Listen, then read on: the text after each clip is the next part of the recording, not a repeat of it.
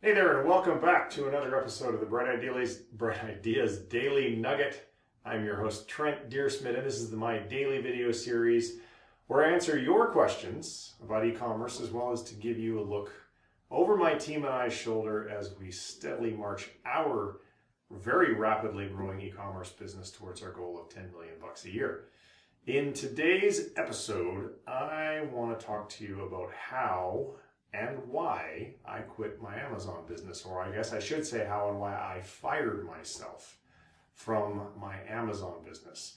So there's a couple of very important reasons for me to do this. First and foremost, I believe that the highest and best use of my time is not actually working in my business.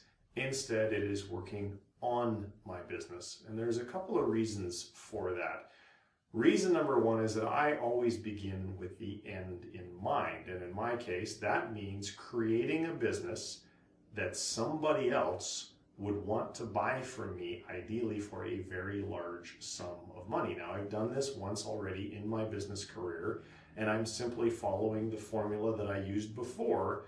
Even though I have no intention of selling my Amazon business today, still, there's very, very good reason to ensure that the business is not dependent upon me in any way, shape, or form for day-to-day operations. So the key to doing that, of course, is to have two very important ingredients. Ingredient number one is documented procedures. If you don't have documented procedures on how to run your business, being able to delegate yourself out of a job will be basically impossible to do.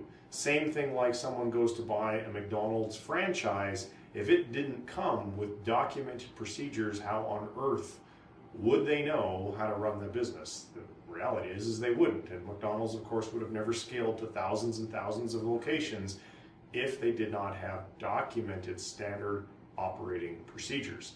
Now, the procedures on their own, of course, are not going to be enough to allow you to delegate yourself out of a job. The second key ingredient is that you need staff.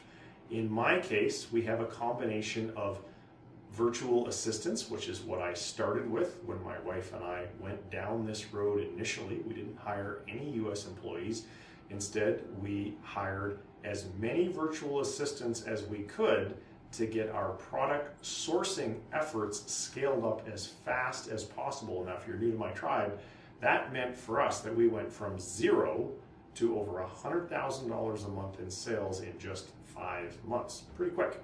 And the reason that we were able to do that was because we had built excellent product sourcing systems that we could then very easily quickly hire virtual assistants to basically plug and play and do all of the legwork that is involved in being able to send, in our case, 300 emails a week to the manufacturers on behalf of 300 product leads that we'd found for that week. So systems and people are absolutely critical to have in place if you want to be able to delegate yourself out of a job, and of course to someone else who might want to buy your company. If they see that you don't have any operational role in making that business grow, then of course they're going to be more willing to pay maybe a higher price or give you better terms when you're selling the business. Now, you might not be ready to sell the business yet, which I'm not. Mine is a delightful cash cow, and I don't really want to sell it. I really like having all that money come in. So the major benefit is that it's now taken what is a very active business for the people that work in it and turned it into a very passive source of income for me because I don't work in it. What does that do? That gives me the opportunity to then focus my energy on launching complementary businesses. One of the great things about Amazon is that it is a very, very popular marketplace, and you can bring products to that marketplace, or you can align yourself with brands and sell their products and start generating cash immediately. One of the downsides about Amazon is that you are a single channel business, and that's not necessarily the best place to be from a long-term perspective, because if Amazon chooses to suspend your account for whatever reason, maybe some black hatter decides to make an illegitimate complaint or an authenticity complaint against you, boom, you're suspended. Ugh, then your revenue goes to zero, and we're in that position today. We're not suspended, of course, but we could be, and obviously that would have a very drastic impact on our cash flow. So because now I don't have to have any day-to-day responsibilities in the Amazon business, I'm free to launch my non-Amazon e-commerce brand, which is the National Motorsports Owners Association. And the goal is to stick to my knitting of e-commerce, but to be able to build my own customer list, which I don't get with Amazon, get traffic from all sorts of different sources, which I don't necessarily get from Amazon, own the products or some portion of the products, which I could do on Amazon if I went down the private label road, as well as build relationships with brands in the motorsports space, which I already do, not in motorsports, because Amazon's not particularly popular for that, but we do that in our bread and butter products in our Amazon business.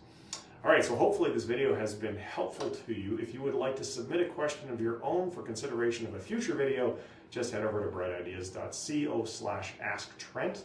If you would like to get a copy, I'm pointing at the board because it's not on the board, something I should have said, something else I should have covered in this video was, well, how do you go about creating systems? Well, there's a long way and there's a short way. In the next video, I'm going to explain kind of how it is that we go through and create a system. If you would like to simply be able to purchase a copy of all of the systems that we've created to run our Amazon business, and I think there's now almost 70 different standard operating procedures, just go to breadideas.co/webs, WEBS, and you'll be able to see all the details and all the packages and all the pricing and so forth. It will be available only for a finite amount of time, so if you're watching this video on the date that it went live and you're thinking you might like to get it, make sure you go and check out that URL soon. And if you're not yet a subscriber to Bright Ideas and you'd like to receive notifications of future videos, future podcast episodes, and maybe other products that we are going to be releasing, go ahead and become a subscriber at breadideas.co. Thank you very much for tuning in. We'll see you tomorrow. Take care. Bye-bye.